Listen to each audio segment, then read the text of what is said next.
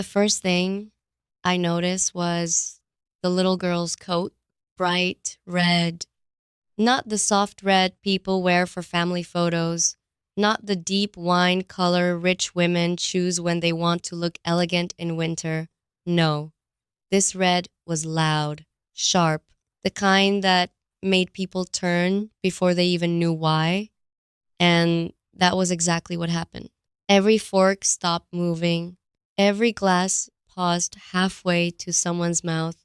Every voice in that private dining room died at once because my fiance's ex walked in holding the hand of a little girl in a red coat and said, in a voice just loud enough to split the room open, "This is his daughter."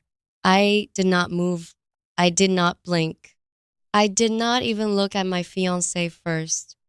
I just sat there at the center of the engagement table, one hand resting on the cream napkin in my lap, the other still around the stem of my untouched glass, and let the silence hit everyone in that room like a wave. My name is Naomi Carter, and until that moment, my engagement dinner had been perfect. Too perfect. The restaurant was one of those expensive places in downtown Chicago where the lighting is low, the plates are small, and everybody acts like whispering makes the food taste better. My fiance, Ethan Brooks, had booked the private room weeks earlier. He said he wanted one beautiful evening before wedding stress began. His mother cried when she saw the flowers. My father actually smiled more than once, which for him was basically a public celebration. Even Ethan's older brother Luke, who usually looked annoyed by life itself, had loosened up enough to joke over appetizers. It was the kind of night people post online with captions like blessed beyond words. I should have known better than to trust a night that polished because life does not always warn you before it pulls the floor out from under you. One moment I was listening to Ethan thank everyone for coming. The next, the door opened, and there she was, Vanessa Hale, tall, dark hair, cream trench coat, perfect makeup, the same kind of beautiful that looks controlled, like even her tears would fall in the right order. I knew who she was the second I saw her. Even though we had never met in person, Ethan had told me about her not much, never too much, just enough for her to become one of those names women pretend not to remember but always do. She's in the past. It ended years ago. It was messy, but it's over. Those were the lines. Simple, clean, close. Except now the past had pushed open the door and walked straight into my engagement dinner holding a child. Vanessa stopped near the entrance and looked directly at me, not Ethan. That was what made my stomach tighten. Because she had not come for him. Not really. She had come for me. This is his daughter, she repeated, placing one manicured hand on the little girl's shoulder. And before you marry him, I thought you deserved the truth. The room turned electric. Nobody breathed. I could feel every eye on me, on Ethan, on the child. The little girl could not have been older than 5 or 6. Big brown eyes, tiny braids tied with white beads, small fingers wrapped around Vanessa's hand. She looked confused more than frightened, old enough to know the adults were doing something serious, too young to understand why. And Ethan looked like someone had drained all the blood from his face. He stood so fast, his chair scraped hard against the floor. "What the hell are you doing here?" he asked. Vanessa gave a short laugh. "That's really your opening line? You need to leave." "No," she said. "I needed to stop hiding this while you play happy fiancé in front of both your families." A sharp sound escaped Ethan's mother. My mother slowly set down her fork. My father leaned back in his chair and crossed his arms, which meant he was seconds away from becoming dangerous. I still had not moved. Inside, though, my mind was already racing, not because I was shocked she came, but because for 3 weeks I had wondered if she would. 3 weeks earlier, I got an envelope in my mailbox with no return address. Inside was a photograph of Ethan coming out of a pediatric clinic with Vanessa. He was not touching her. He was not smiling, but he was there. On the back, someone had written, "Ask him about Lily." No signature, no explanation. Just that, Lily. At first, I told myself it was a cruel prank. Ethan worked in corporate litigation. He had clients, rivals, angry people. It could have meant anything. But my gut had started whispering the moment I saw that photo, and a whisper can be worse than panic because panic is loud. A whisper sits down inside you and waits. I did not confront Ethan that night. I wish I could say it was because I was calm and strategic. The truth is, I was scared. Not just scared, he had lied. Scared my whole future could crack apart because of one question. We had been together for 2 years, engaged for 4 months. We had toured venues, fought over guest lists, picked colors, laughed over cake flavors, and spent one long Sunday building furniture for the condo we were supposed to move into after the wedding. My whole life had begun shaping itself around him so quietly that I had not realized how much space he took up until I imagined him gone. So instead of confronting him, I investigated. I checked the clinic. I looked up Vanessa. I searched public records.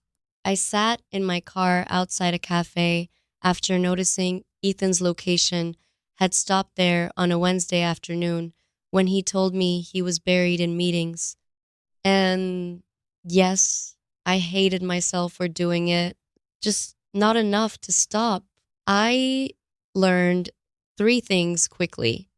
One, Vanessa and Ethan had dated for nearly 4 years, which was much longer than Ethan had made it sound. Two, the little girl's full name was Lily Hale. Three, Ethan had recently paid for a private laboratory test. That third one hit me like cold water because there are not many private lab tests men secretly pay for that involve women from their past and children around kindergarten age. I still remember sitting in my car with my phone in my hand, winter air creeping through the cracked window, staring at a payment confirmation I had seen by accident. Ethan had run into a gas station. His phone was still connected to the dashboard. A notification flashed for half a second. "Your results are ready." He cleared it too fast when he came back, but I'd already seen enough. So I stopped panicking and started preparing. I called a lawyer friend from college, Diana, and asked her a hypothetical question about paternity claims, fraud, and marriage disclosure. She did not laugh. That frightened me more. Then I hired a private investigator for exactly 1 week. Yes, I did that. Yes, I felt insane. But when your future starts to smell like smoke, you do not wait to see flames before finding the exit. The investigator gave me a short report. Nothing illegal, nothing dirty, just facts. Ethan had met Vanessa twice in the last month, both times in public, both times tense, both times involving documents. He had also gone alone to the pediatric clinic once. So by the time Vanessa walked into that restaurant, I was not sitting there like some clueless bride whose world had just ended. My world had been shaking for weeks. She just did not know I had already started bracing for impact.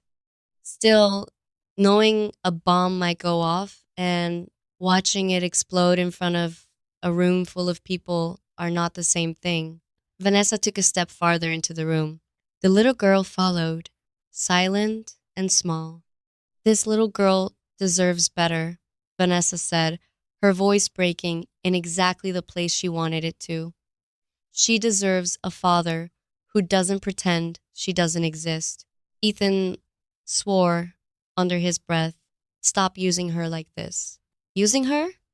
Vanessa snapped. "You ignored every message for months. That is not what happened." "Oh, then tell them what happened." She swept one hand around the room. "Go ahead, Ethan, since tonight is clearly about honesty." For the first time, I looked directly at him. His eyes met mine. There was fear there, real fear, and guilt too. But guilt for what? That mattered. Because guilt does not always mean betrayal. Sometimes it means a person hid the mess instead of telling the truth. That possibility was the only reason I had not called off the engagement already. "Naomi," Ethan said quietly, "please don't do this here." My father spoke first. "Don't do what here? Learn the truth?" Vanessa looked at me like she had already won. That bothered me more than anything else. Not because I cared what she thought, because people only wear that kind of confidence when they think they control the story. And I had spent 3 weeks learning she did not. I rose slowly. My heels clicked once against the hardwood floor. Then again, nobody spoke. I looked at the little girl first. That part matters because none of this was her fault. She was just a child in a bright red coat brought into a private room full of strangers like evidence in a trial she was too young to understand.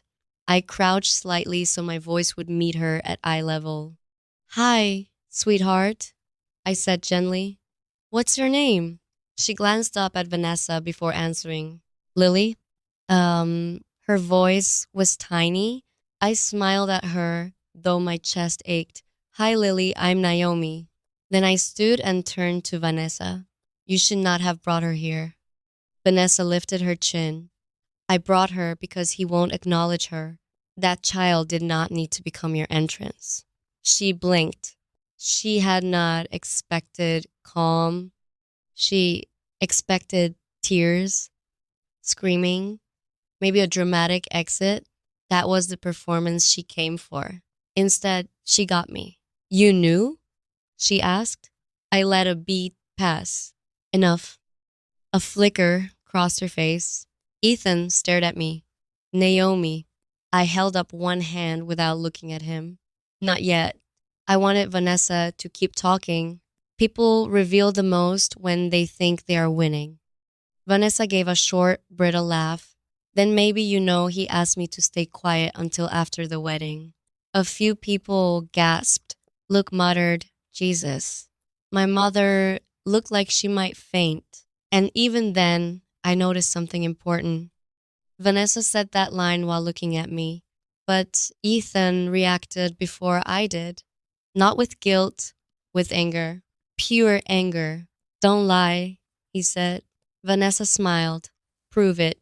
Interesting, very interesting. Because guilty men usually beg, deflect, stumble. They do not step forward like they have been waiting to say that sentence. I walked back to my chair, picked up my clutch, opened it, and pulled out a folded document. The sound of paper in that silent room felt louder than her accusation. Vanessa's eyes dropped to it. So did Ethan's. My father leaned forward. Luke stood fully. Even the server near the wall had frozen with a wine bottle in his hand, like he had forgotten where he was. I unfolded the paper carefully, then looked at Ethan. His face changed. He knew what it was. Vanessa did not. "Not yet." "What is that?" she asked. I turned to her. "The reason I didn't panic when you walked in." No one moved.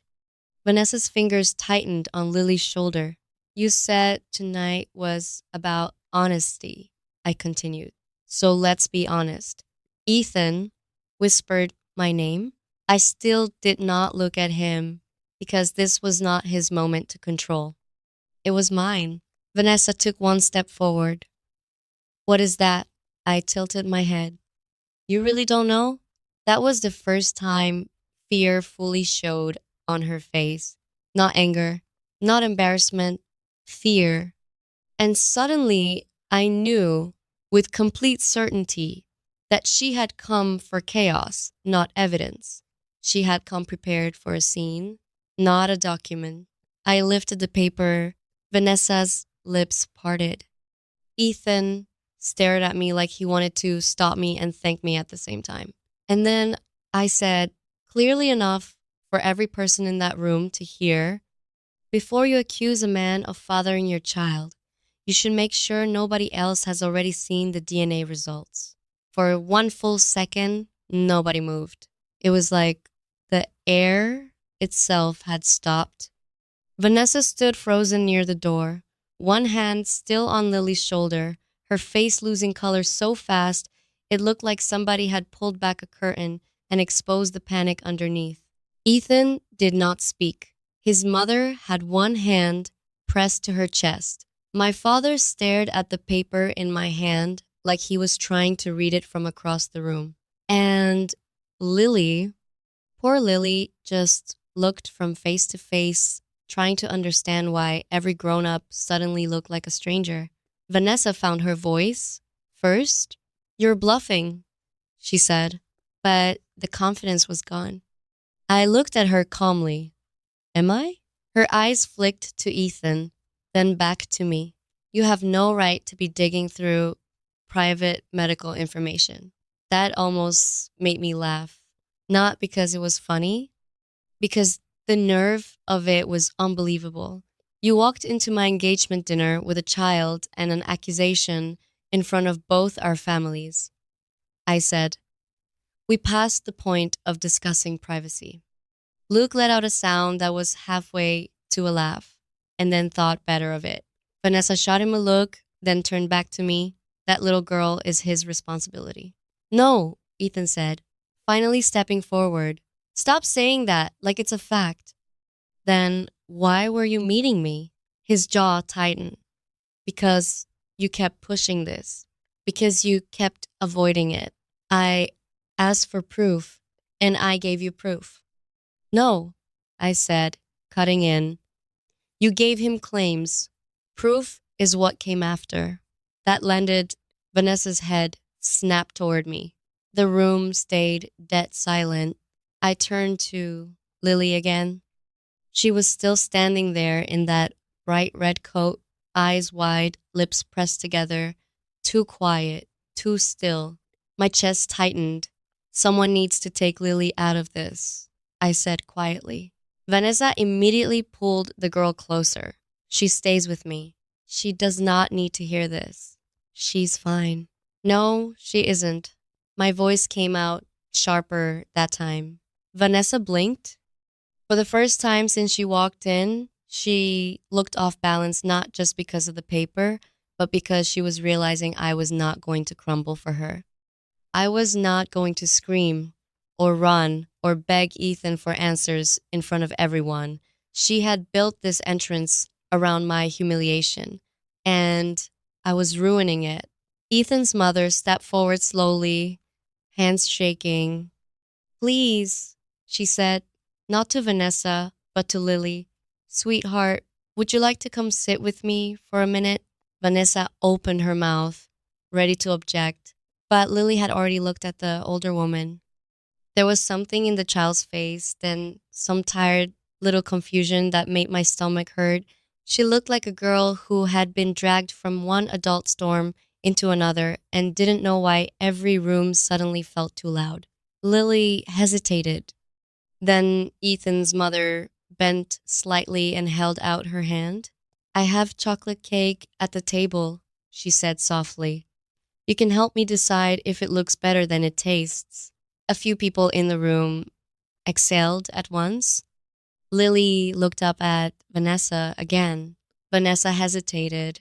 That hesitation told me more than she realized. If this were truly about protecting Lily, there would have been no hesitation. Finally, Vanessa gave a tight nod. Lily let go of her hand and walked toward Ethan's mother, who guided her gently toward the far end of the room, where Rachel quickly joined them. Not fully outside, but at least outside the center of the blast. Only when the child was seated with dessert in front of her did I turn back. Now, I said, where were we? Vanessa folded her arms. You're enjoying this. No, I said, I'm surviving this. That shut her up. Ethan looked at me then, really looked at me. His face was still pale, but something had shifted in his eyes. He knew I had not come into this night blind. And he knew exactly what document I was holding. You opened it, he said quietly. There it was. No denial, no confusion, just that you opened it. I met his gaze for the first time since I pulled the paper from my clutch. No, I said. You did. I just made sure I saw it. My mother looked between us. Can somebody please stop talking in riddles and say what is happening? My father stood up from his chair so slowly it was somehow more threatening than if he had jumped. Either the man is this child's father or he is not. Ethan closed his eyes for one brief second. Then he looked at me and nodded once. He was telling me to do it. Fine. I unfolded the paper fully and set it flat on the white tablecloth. It looked almost unreal there. Between floral centerpieces and half finished wine glasses, one cheap looking sheet of paper strong enough to split an engagement dinner in two. Vanessa stared at it. So dramatic, she said. You think that changes anything?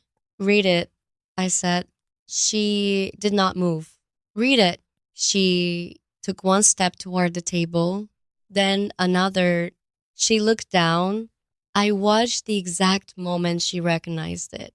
Her nostrils flared, her lips parted, her eyes skimmed the line that mattered. Um, Probability of paternity, 0%. There are moments when a person's whole body betrays them before their mouth catches up. This was one of them. Vanessa's fingers twitched, her shoulders stiffened, her breathing changed. Then anger rushed in to cover the fear.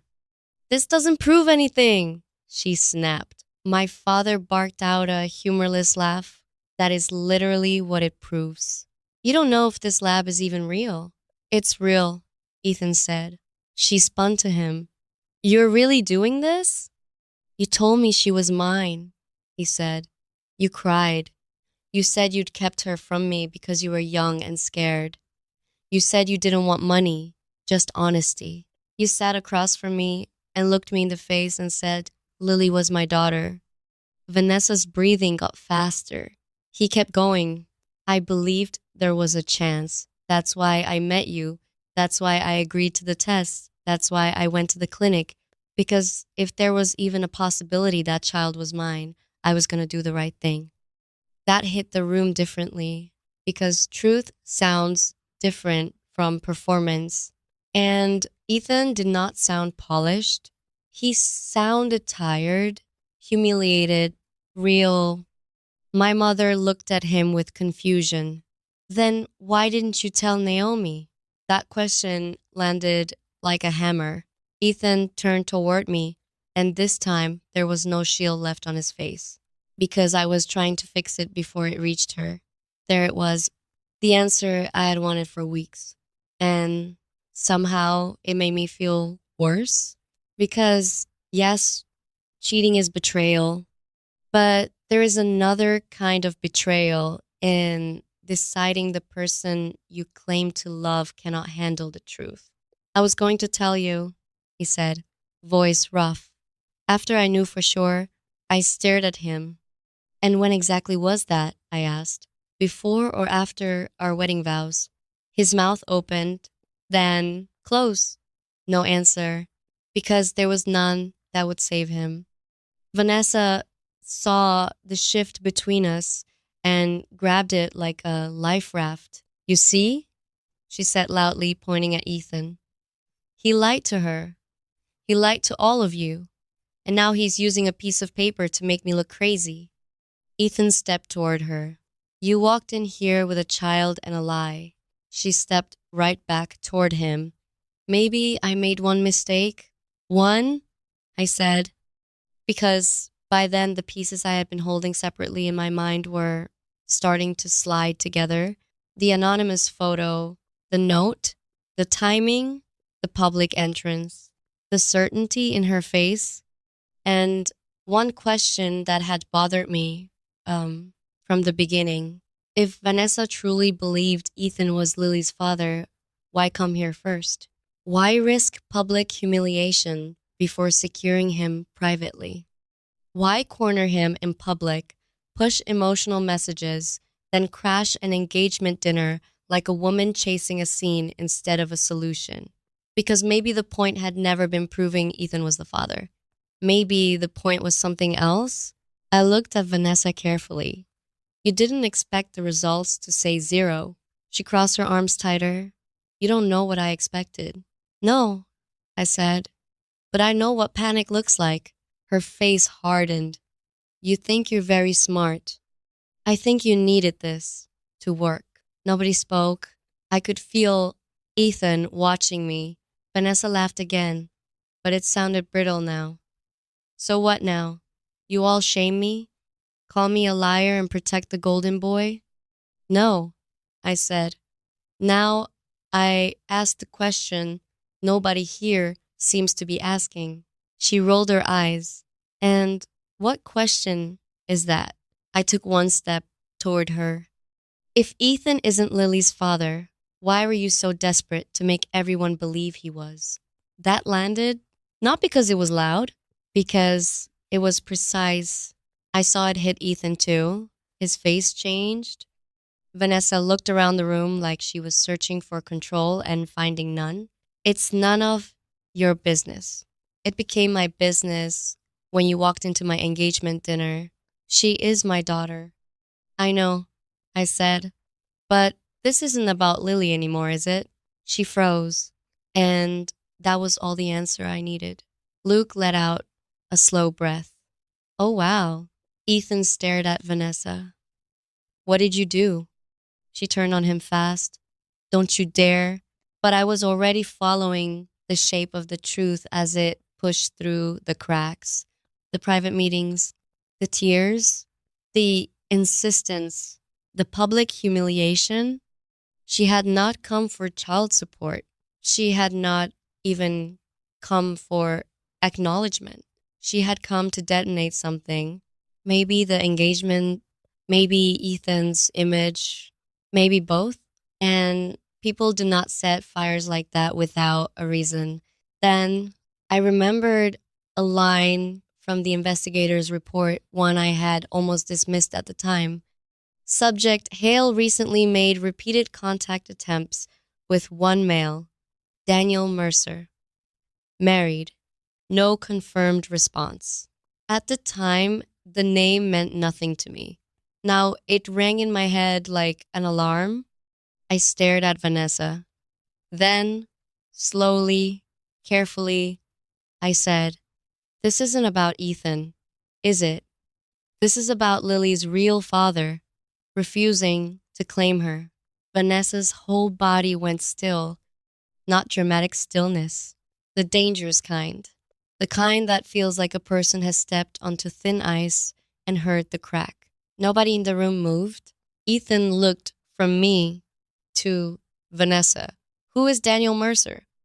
Vanessa's head snapped toward me, and the hatred in her eyes came so fast and so raw it made even my father suck in a breath. Now we were close, very close, and we all knew it. I could hear the tiny clink of Lily's fork against her dessert plate in the corner of the room. Such a small sound, such an innocent sound, and right in the middle of all this adult deceit, it felt unbearable. Vanessa took one slow step toward the table, then another. Her voice, when it came, was lower, now, colder. You should have minded your own business. I did not step back. You walked into mine. Her eyes dropped to the document, then rose to my face. And that was when I knew this was far from over. Because people who are only embarrassed retreat, people who are trapped do something else, they lash out. And the look on Vanessa's face told me she was about to do exactly that. She looked at Ethan, then at me, then around the room full of witnesses she had dragged this lie into. And with a strange, shaking smile, she said, "You really think he wants you to know who Lily's father is? Fine. Ask him who Daniel Mercer is, and ask him why he was begging me not to say that name." For a second, I honestly thought I had misheard her. Not because the words were unclear, because they made no sense.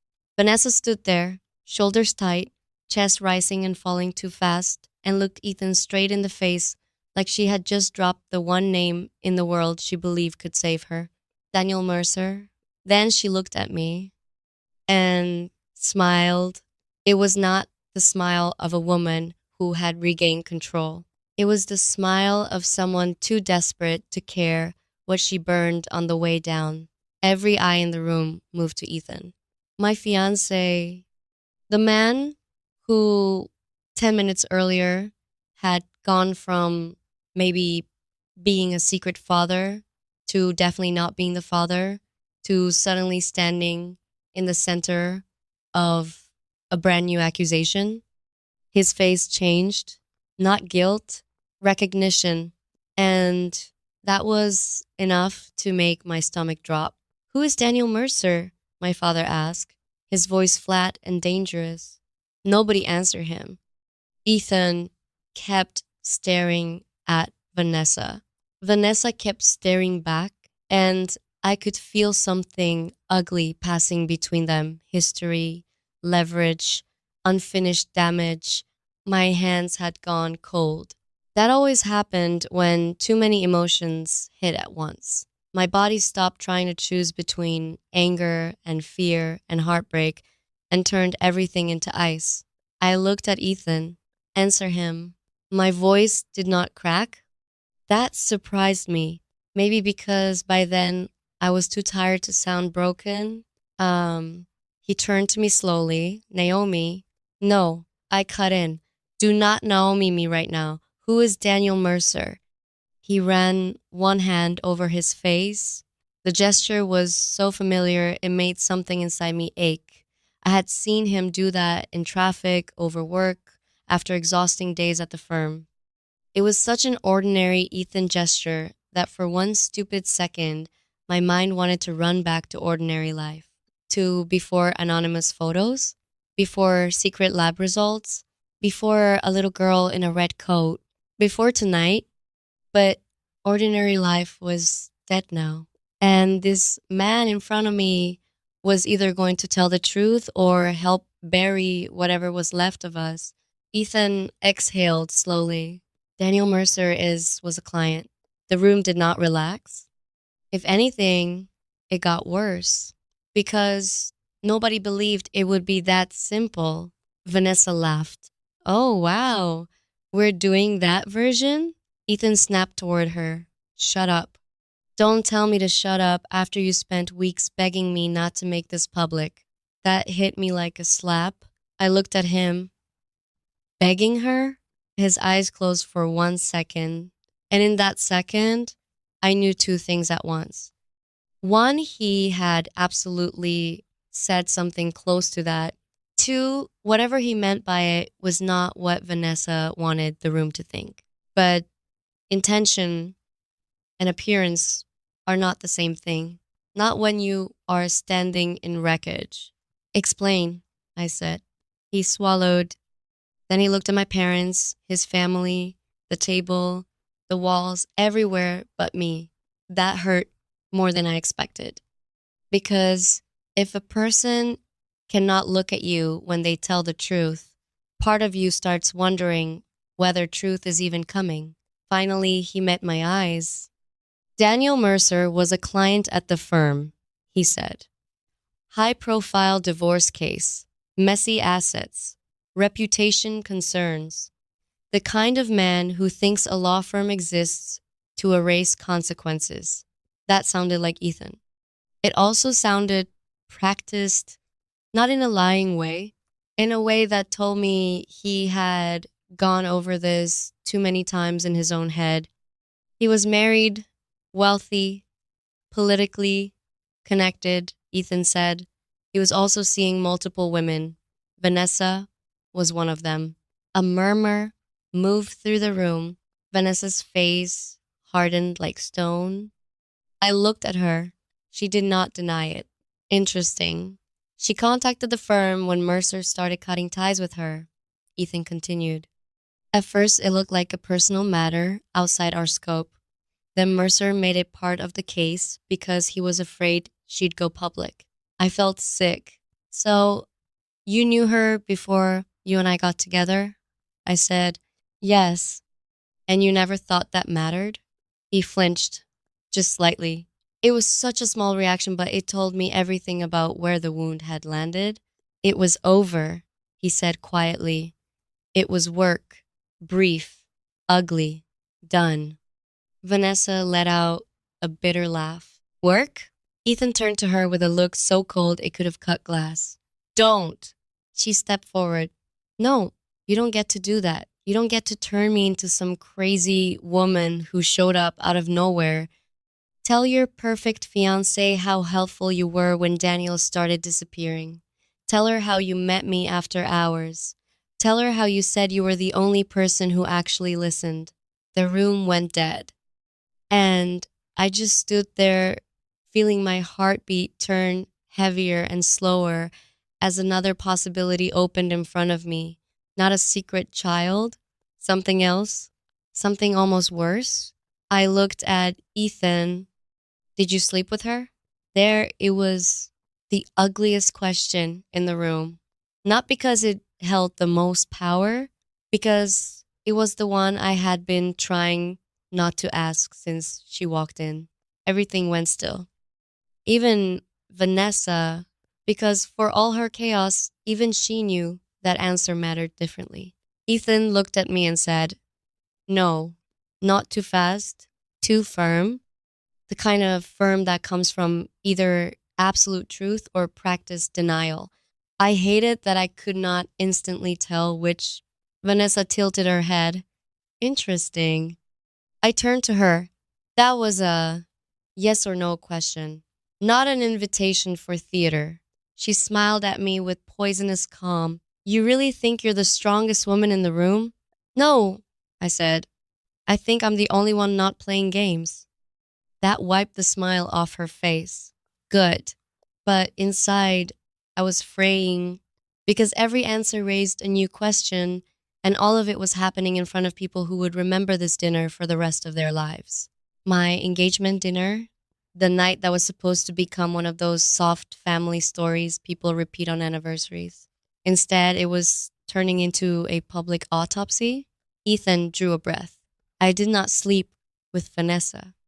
Vanessa said nothing. That bothered me. If he were lying, I expected her to pounce. Instead, she watched him carefully, like she was calculating which truth would hurt most. I looked back at Ethan. Then why were you begging her not to say Daniel Mercer's name? His mouth tightened because that question had nothing to do with romance, and we all knew it. That was not a jealous woman question. That was a dangerous one. He glanced at Lily in the corner, then back at us. His voice dropped. Because Mercer is not just some ex-boyfriend who disappeared. He is the kind of man who ruins people for sport. Nobody interrupted him now, even Vanessa. He buried complaints, paid people off, threatened people, used investigators, political favors, charities, boards, churches, anything he needed to clean his image. You don't accuse someone like that publicly unless you're ready for war. That made sense. Too much sense. It also did not clear him because truth can explain behavior without excusing it. I crossed my arms. So, your solution was to keep all of this from me while I planned a wedding? His face tightened. I was trying to keep you out of it. No, I said. You were trying to keep control of it. That landed hard. His mother sat down slowly, like her legs had weakened. My mother stared at Ethan with disappointment so visible it almost embarrassed me on his behalf. Luke, for once, had nothing to say. Vanessa folded her arms tighter. He told me Mercer would deny everything, that no court battle would touch him, that if I wanted peace, I should think about Lily and move on. I looked at Ethan sharply. You said that? He answered immediately. I told her Mercer would fight dirty. I told her if she was going after him, she needed evidence, counsel, and a real plan. Not emotion, not threats. You told me I would lose, Vanessa snapped. I told you what you were up against. You told me nobody would believe me. I told you Mercer had already built his defense before you even knew there was a war. She laughed again, but tears were shining in her eyes now. And for one strange second, I saw the woman underneath the performance, not innocent, not honest, but not untouched either. A woman lied to by one powerful man, then cornered by another man who thought protecting everyone meant making decisions for them. It did not excuse what she had done tonight, but it complicated it. And complications are dangerous when your heart wants a villain simple enough to hate. I looked at Lily, still eating quietly, still too small for this. Then I looked back at Vanessa. You knew Ethan wasn't her father before tonight, didn't you? Her eyes met mine. She did not answer, which was answer enough. I stepped closer. You used him because Daniel wouldn't claim her. Still nothing. So when the test came back and Ethan stopped playing along, you decided to blow up his engagement instead. Vanessa's jaw clenched. My father muttered, unbelievable. Ethan looked at her with exhausted anger that suddenly made much more sense. You sent that photo, he said, not a question. Vanessa did not deny it. The anonymous envelope, the note, asked him about Lily. Of course, she wanted me suspicious before she walked in. She wanted the room primed before the explosion. I should have felt triumphant for figuring it out. Instead, I just felt tired, bone deep tired, because every answer was uglier than the one before it. You could have left me out of this, I said.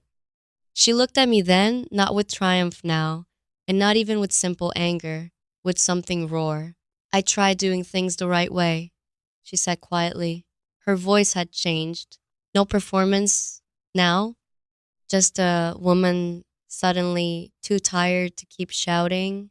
I tried calls, messages, meetings, documents. I tried waiting. I tried begging Daniel to meet me. I tried asking Ethan what to do because he was the only person in that whole machine who looked at me like I was human for more than 5 seconds. She gave one bitter laugh. And then your engagement got announced. Something in my chest twisted. Not sympathy exactly. Recognition. Recognition of how people justify the wrong thing after too many doors close in their faces. You saw a chance, I said. I saw a man about to walk into a clean, perfect future, she said, looking at Ethan, while mine stayed ruined. There it was, the core of it, not truth, not justice, resentment, explosive, humiliating, destructive resentment. Ethan stared at her, and I saw something in his face then I had not seen before. Not affection, not guilt, regret, regret for ever getting involved, regret for thinking he could manage it quietly, regret for underestimating what pain turns into when left alone too long. But regret still was not enough for me because none of it changed what he had done to me. You don't get to turn my life into collateral damage because yours is hard, I said to Vanessa. She looked like she wanted to fight back. Then her eyes flicked to Lily, and for the first time all night, she seemed to truly see where she was. Not a courtroom, not Daniel Mercer's front steps, a private room, a child, families, candles, food going cold, a little girl with frosting on her fork while adults ripped each other apart. Her face changed just enough for shame to arrive. Too late, far too late. Ethan stepped forward, voice low and firm. You need to leave, Vanessa. She laughed weakly.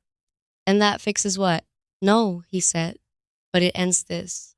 She looked at him, then at me, then around the room, and I think she finally understood what had happened. She had come to expose him. Instead, she had exposed herself. And Ethan, for all his secrecy, had not turned out to be Lily's father, which meant she had detonated the wrong bomb in the wrong room with the wrong evidence. But trapped people do not retreat cleanly. Sometimes they reach for one last match. Vanessa wiped beneath one eye with her fingertip and straightened her shoulders again. That frightened me more than when she first walked in, because wounded pride can still be managed. Desperation is something else. She looked at Ethan. You think I came here with only this? His face went still, completely still, and that told me he knew there was more, a lot more. My stomach dropped again. What does that mean? I asked. Vanessa turned to me slowly, and now her voice was calm, too calm. The reason Ethan didn't want Daniel Mercer's name said in public, she said, is because if Mercer goes down, Ethan's firm gets dragged with him. Nobody breathed. I looked at Ethan. He did not deny it. Not right away. That silence was enough to turn my blood cold. Vanessa reached into her handbag. Luke moved immediately. Hey, but she only pulled out a thick brown envelope, legal size, creased at one corner, heavy, the kind of envelope that holds documents people do not want copied. My father took half a step in front of my mother. Rachel looked toward Lily again. Even Ethan's father stood. What is in that? Ethan asked. Vanessa gave a strange, exhausted laugh. The part you hoped I'd never keep. Then she slapped the envelope onto the white tablecloth beside the paternity test. 2 pieces of paper now. One proving Ethan was not Lily's father. The other, God only knew, but judging by Ethan's face, it was bad. Very bad. He stared at that envelope like it had a pulse. And when I turned to him, I saw something I had not seen all night. Fear. Real fear. Not fear of embarrassment. Not fear of losing me. Fear of what was inside that envelope. I looked from him to Vanessa and back again. Then, with the whole room holding its breath, I asked the only question left. What did you keep? Vanessa smiled without warmth. Everything. The word hung in the room like smoke. Everything. Not loud, not dramatic, just one cold word. And somehow worse because of it. Her hand stayed on the envelope for one extra second before she slid it across the tablecloth. It stopped beside the DNA results with a soft scrape. I looked at Ethan. He was not looking at me. He was staring at that envelope like it contained a live grenade. And maybe it did. because whatever this was, it scared him more than the fake paternity claim ever had. That realization settled into my chest slowly. Not because I suddenly believed Ethan was some criminal mastermind, but because I understood with sick clarity that the child drama had never been the deepest problem in the room. It had just been the match. Whatever sat inside that envelope was the fire. My father said what everyone was thinking. Open it. Ethan looked up sharply. No. That answer came too fast, too hard. Vanessa let out a breath that sounded almost like relief. See? My father's face darkened. Son, that is no longer a request. Ethan stepped toward the table, but not toward the envelope, toward me. Naomi, he said, voice low and urgent. Don't let her do this. There it was again. That instinct, that need to control the blast instead of surviving it, honestly. I looked at him and felt something inside me harden. Do what? I asked. Tell the truth before you do? His face tightened. This is not about us. That almost made me laugh. Not because it was funny, because it was absurd. A woman had crashed my engagement dinner with a fake paternity accusation, a child, a hidden legal envelope, and a name tied to my fiancé's past, and he still thought he got to decide what this was about. It became about us the second you kept this from me, I said. Vanessa folded her arms and leaned back slightly, watching us with exhausted satisfaction. She looked less like a victor now and more like someone determined to drag everybody into the crater with her. I hated that kind of person. The kind who suffers and decides suffering must become communal to feel fair. But I hated secrets too. And at that point, I hated them almost equally. My mother spoke softly for the first time in several minutes. Naomi, sweetheart, you do not have to stand here for this. For one tiny second, I wanted to take that offer. I wanted to leave. I wanted to grab my coat, walk out, block Ethan's number, go home, lock the door, and let the whole room burn without me in it. But walking away before the truth arrives is how people stay haunted. And I already knew I would never sleep if I left that room, not knowing what else Ethan had buried. So I shook my head. No, I said quietly, I'm staying. Ethan closed his eyes, not in frustration, in defeat, because he knew me well enough to hear it in my voice. I was done being managed. My father pointed at the envelope again. Open it. Vanessa smiled faintly. Or I can. Ethan looked at her with open disgust. You are enjoying this far too much. Her smile disappeared. You think I enjoy any of this? Then why are we here? That question cracked something in her face. Not enough to soften her. Just enough to show how thin the wall had become. Because none of you listen until something is burning, she said. And God help me, part of me believed that not the way she wanted, not as justification, but as a fact. Still, that did not excuse her using my night, my family, and her own daughter as weapons. Open it, I said. Ethan turned sharply. Naomi, no, I'm done with half-truths.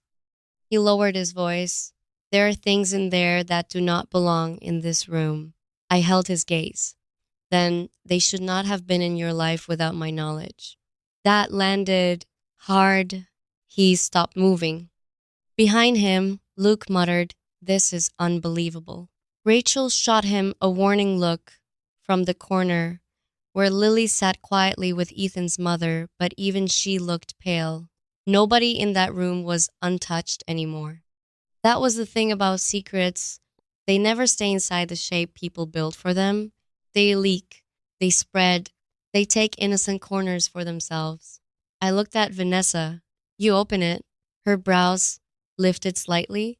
Maybe she expected me to make Ethan do it. No, if she brought the bomb, she could lift the lid. Vanessa pulled the envelope closer and opened the flap. For the first time all night, her fingers trembled. Interesting. So, even she did not feel fully in control of what came next. She pulled out a stack of papers, emails, printed emails, some with highlighted lines, some attached to legal letterhead. One or two looked like internal memos, and one near the middle had a photograph clipped to it. My stomach dropped because paper can ruin a life more quietly than any scream ever could. Vanessa laid the first sheets on the table. Nobody moved. I stepped forward first. If this was going to tear apart whatever remained of my relationship, I wanted the blade in my own hand. The top page was an email chain. The subject line read, Mercer containment strategy. My pulse started pounding in my ears. Containment, not mediation, not response, not resolution. Containment. That word alone told me exactly what kind of people had been writing to each other. People trying to box up damage before it touched something expensive. I scanned the first highlighted lines. She is becoming unstable and may attempt public interference. Below that, if paternity becomes part of the record, client exposure increases significantly. And below that, we need a cleaner off ramp before the engagement announcement creates additional scrutiny. I stopped breathing. Engagement announcement, not an engagement. The engagement announcement, my fingers tightened on the paper. My eyes moved faster now. Different names in the chain, associates, a partner, an assistant, and Ethan, not everywhere, but there enough. I heard my own voice from far away. They were discussing me. No one answered. They did not need to. The paper answered. I turned a page, another email, shorter, from Ethan. I knew his writing rhythm instantly. Even stripped of warmth, even flattened into corporate language, I recognized the way he built sentences. I strongly advise against any direct action involving Miss Carter. If Mercer wants distance, he needs to handle Hale privately and immediately. My chest twisted. Miss Carter, that was me, not Naomi, not fiancé, not a woman he claimed to love, a line item in somebody else's strategy. I looked up at Ethan. His face had gone completely pale. Explain that, I said. His mouth opened, but nothing came out. Vanessa leaned one hip against the table, eyes on him. Go ahead. He ignored her and answered me. It wasn't what it looks like. A bitter laugh escaped me before I could stop it. That sentence, the universal anthem of men standing beside bad evidence. Then tell me what it was. His voice came rougher now. Mercer's people knew about our engagement. They were afraid Vanessa would attach herself to it publicly. I was trying to keep you out of their crossfire by discussing me in internal emails. I was trying to stop them from doing worse. That gave me pause, just enough, because I believed that part. Not fully, not cleanly, but enough to hate it. Because the ugliest truths are the ones mixed with partial decency. He might actually have been trying to block something worse, but he still did it without me. He still stood in rooms or email chains with people handling my life like a risk issue while I picked flowers and tasted cake. Vanessa pulled out another sheet and slid it toward me. This part too. I took it. My eyes hit a highlighted paragraph halfway down. Client refuses acknowledgement. Position remains firm. No admission, no settlement implying paternity. and no direct response to further emotional coercion. Secondary concern is Brooks's prior contact with Hale, which may complicate optics if personal crossover becomes discoverable. Brooks, Ethan Brooks. Prior contact, personal crossover. My blood went cold. I looked up so fast, the room blurred. What does that mean? Um, Nobody answered quickly enough. So I looked at Vanessa. Her expression changed. There it was again, that ugly satisfaction, but dulled now by old hurt. Tell her, she said to Ethan. He did not, so she did. We slept together once. The room shattered. My mother made a choking sound. Ethan's father swore under his breath. Luke pushed a hand through his hair and turned away. And I I just stood there, still, too still, because sometimes pain is so exact that movement becomes impossible. I looked at Ethan. He looked back at me with naked dread. It was before us, he said immediately, before you and I ever met. Vanessa laughed once. That is technically true. I could not feel my hands anymore. Not because I believed he had cheated, because I suddenly understood why he had buried everything so deep. Vanessa was not just some ex client problem, not just a woman tied to a powerful man's mess. She was a woman Ethan himself had once touched, a woman he later tried to manage, a woman who walked into my engagement dinner carrying not just a lie, but a history he never told me. And somehow that hit me differently than all the rest, because it made the whole thing feel contaminated. Not by current betrayal, by concealment, by omission, by his repeated decision that I only deserved clean versions of ugly truths. I swallowed once, twice. Did you know, I asked him before tonight, that the firm had written all this about me? He answered too slowly. Yes. The word landed like a brick in my chest. I nodded once, just once. Anything more would have become shaking. And you still sat across from me while I planned a wedding, I said, thinking the only secret I might be facing was some possible child from your past. I was trying to shut it down. You were participating in it. That landed too. It looked like I had hit him. Good, because I was tired of being the only person bleeding in silence. Vanessa slid one final sheet out of the envelope. This one was not an email. It was a memo, internal, stamped, confidential. She placed it carefully on top of the others. Even Ethan moved then. Fast. Don't. It was the first time all night he sounded truly panicked. Vanessa looked at him. Why? Because this one names the partner who told you to keep her calm until after the wedding? The room went so silent it felt violent. I turned to the memo. The highlighted line sat near the bottom. Brooks should maintain normal optics with Carter until Mercer's exposure window closes. Any disruption before then may draw scrutiny to prior Hale contact and trigger avoidable discovery. I read it once, then again, because my brain refused to accept the words in that order. Maintain normal optics with Carter until Mercer's exposure window closes.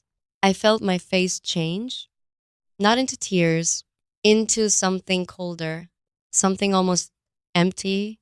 I looked at Ethan. He was already shaking his head. Naomi, that is not what happened.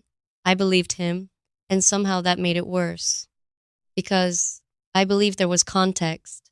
I believed some soulless partner had reduced human lives to timing and optics.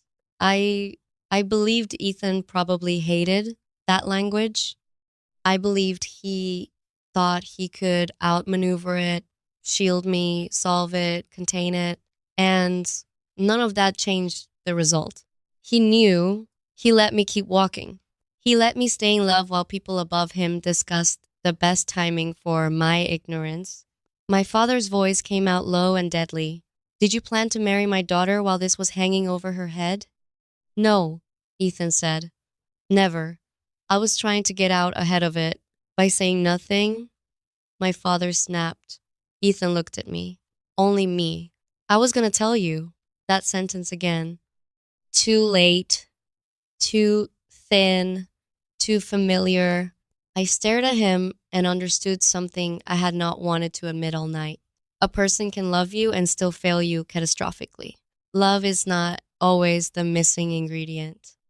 Sometimes courage is, sometimes honesty is, sometimes respect is, and without those, love becomes a soft word sitting on top of rotten wood.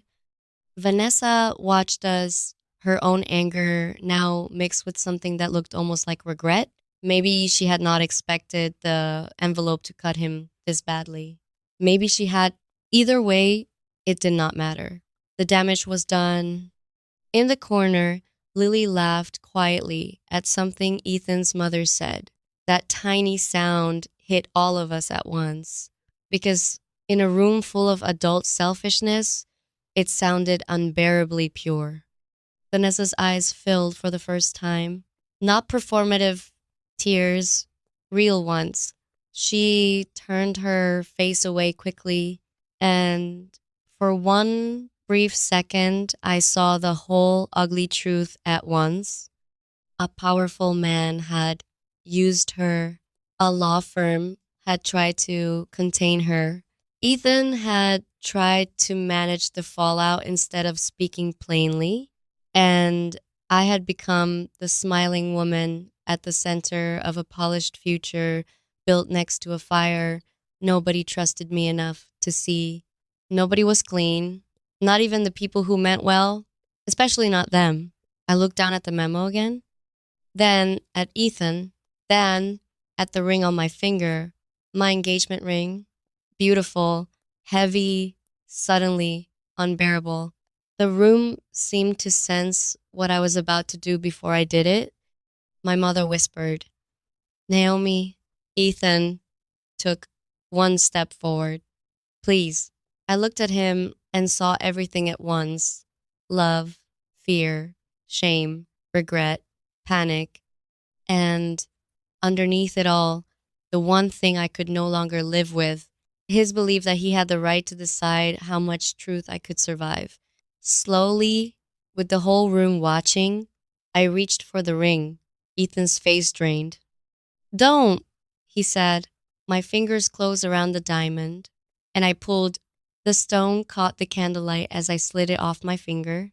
For a second, it felt stuck, not physically, emotionally, like my hand itself resisted what my heart had already decided. Then it came free, a tiny movement, a tiny sound, and yet somehow it was the loudest thing that had happened all night. I placed the ring on the white tablecloth beside the paternity test and the envelope of documents. 3 objects, 3 truths. One proving Ethan was not Lily's father. One proving this night had been built on manipulation and panic. And one proving I was no longer the woman who had walked into that restaurant believing love alone could make a future safe. Nobody spoke. Ethan stared at the ring like it had punched the air out of him. Naomi, he said, voice breaking. Please. I had never heard his voice sound like that. Not once. And for one dangerous moment, the part of me that still loved him, because yes, I still did, and I hated that, wanted to look away just to survive hearing it. But love is not permission, and heartbreak is not confusion. By then, I knew exactly why I was doing it. I cannot marry a man, I said, and even I was surprised by how steady I sounded, who keeps deciding what I deserve to know. His throat moved. That wasn't what I was doing. Yes, I said. It was. He took another step toward me. I was trying to protect you. There it is again. I did not raise my voice. I did not need to. That sentence had done enough damage already. Protect you? The polished phrase people use when they want gratitude for choices they had no right to make. My father said nothing, but I could feel his approval like heat at my back. My mother looked devastated, which somehow hurt more than if she had cried. Ethan's mother had tears running quietly down her face. She looked from me to her son like she was watching two futures collapse at once. And in the corner, Lily was still too young to understand that this was the exact moment one family stopped being possible and another had never really existed. Ethan looked at the ring, then back at me. You're ending this because I handled a crisis badly? I laughed, a short, disbelieving sound, not because it was funny, because that sentence was so small compared to the wreckage around us. No, I said, I'm ending this because when your life got complicated, you turned me into someone to manage instead of someone to trust. That landed. He stopped moving. Good, because I was finally done letting him close distance with words. I turned to Vanessa and you. She stiffened immediately. I took one step toward her, then stopped. No drama, no rage, just precision. You do not ever use your daughter like that again. Her face changed fast. The anger stayed, but underneath it, something else came through raw, more shamed. She deserved to be seen, Vanessa said quietly. No, I replied. You deserved revenge. She deserved peace. Those are not the same thing. The room went still again. Vanessa's lips parted, but no words came out because she knew I was right. Maybe not about everything, maybe not about the parts of her life I had only seen through a torn open door tonight, but about that, yes, about that, she knew. I looked toward Lily. The little girl had finished most of the cake. She was swinging one foot slowly under the chair, listening to Ethan's mother say something soft to her. There was chocolate on one finger. She looked tired. So tired. And suddenly, the whole night hit me differently. Not as one giant betrayal, as a series of selfish choices made by adults who kept pretending they were acting out of necessity. Vanessa chose spectacle. Ethan chose secrecy. Daniel Mercer, who was not even in the room, had clearly chosen power over accountability long before any of us got dragged into his mess. And Lily? Lily had chosen nothing. She had simply been carried through the fallout by people bigger than her. I turned back to Vanessa. If you have documents that matter for Lily's future, take them to a real attorney, a ruthless one.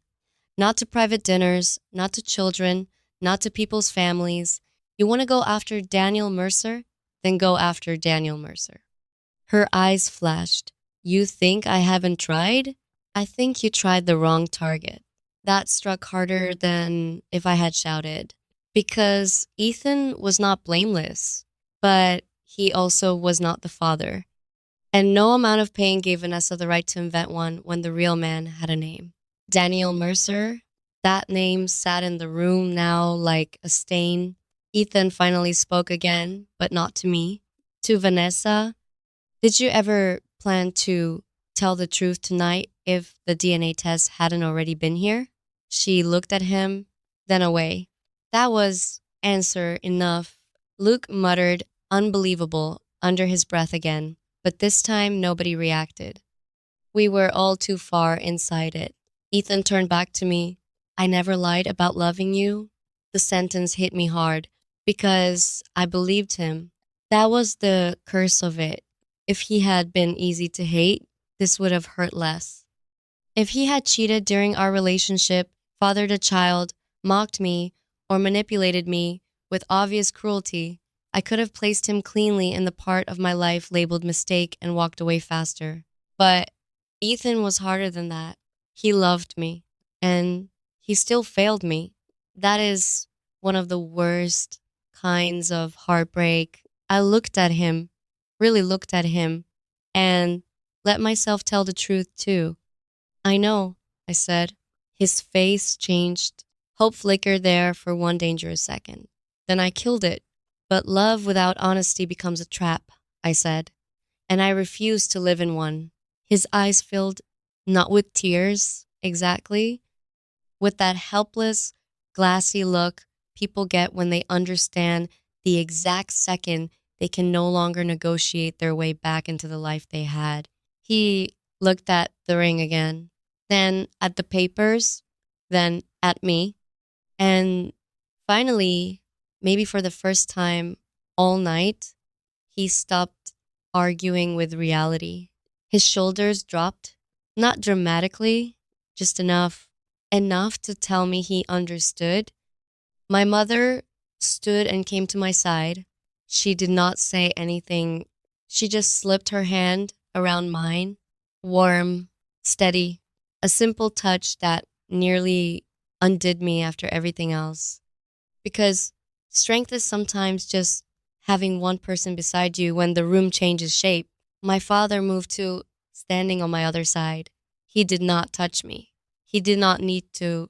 His presence was the touch, old fashioned, protective, furious, silent. I looked once more at Ethan's family. His mother was crying quietly now. His father looked years older than he had an hour earlier.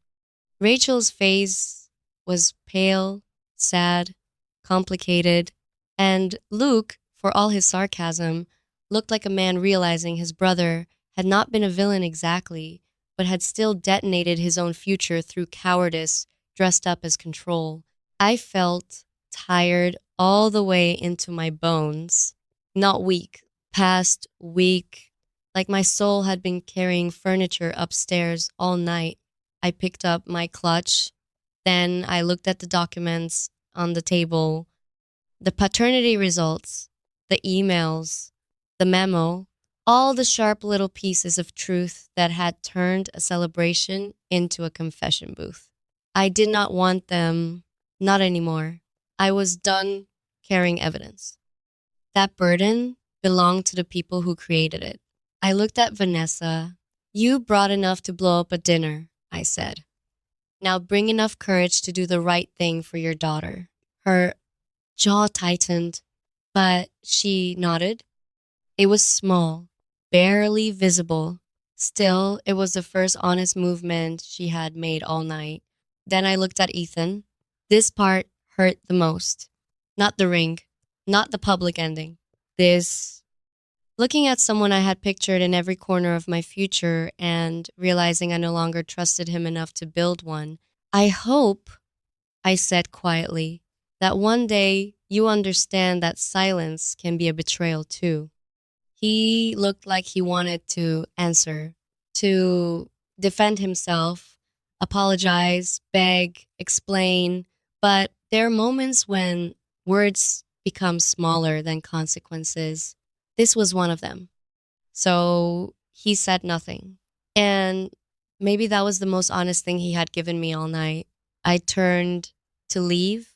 My mother moved with me, my father too. Behind us, chairs shifted. People breathed again.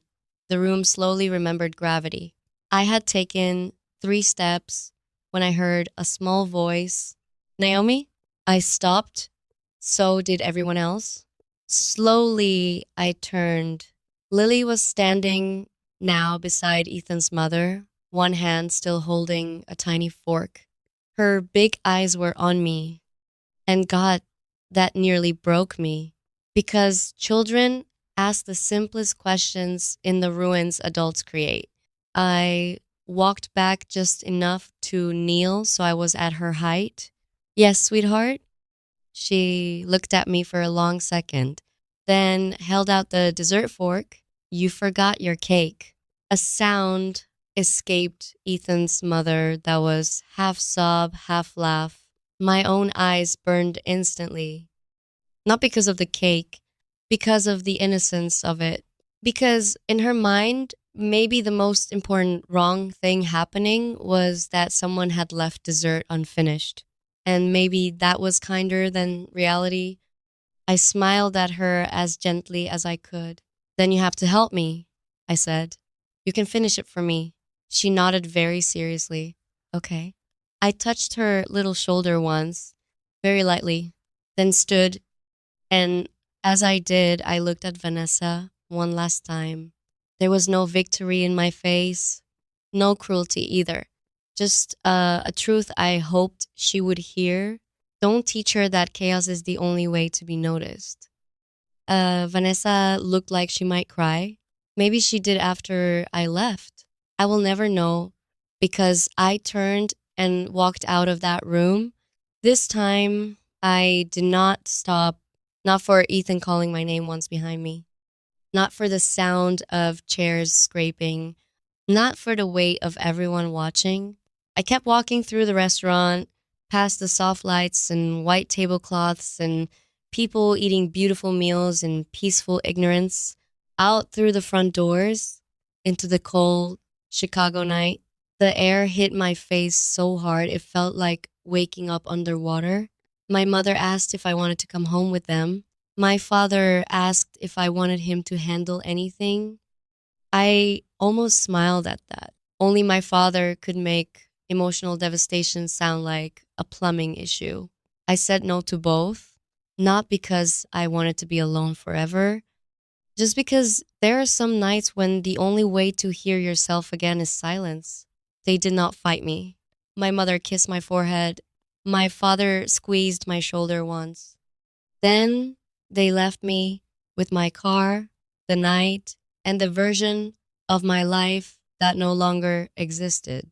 I sat behind the wheel for a long time before turning the key, not crying, not yet, just sitting there, hands on the steering wheel, staring at my reflection in the dark windshield.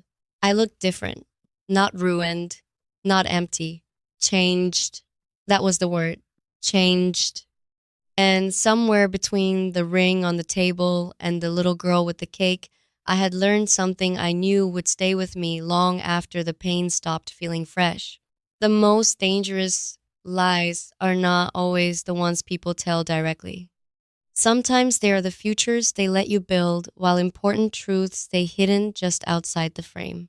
3 weeks later, Daniel Mercer's name hit the legal blogs. 2 months later, a quiet investigation stopped being quiet. And 6 months later, I heard through someone else that Vanessa had filed a case with a new attorney and that Ethan had left his firm. People like to call that justice when the powerful finally start sweating. Maybe it was, but it did not feel like justice to me. Justice would have been no child dragged into adult games. Justice would have been honesty before damage. Justice would have been not having to become stronger because other people were weak. Still, life rarely offers clean justice. Sometimes it offers clarity instead. And clarity, if you respect it, can save you. The ring stayed on that table. I never asked for it back. I never wanted it again. Because that night taught me something more valuable than a diamond. The right person does not protect your peace by hiding the truth. The right person protects your peace by trusting you with it.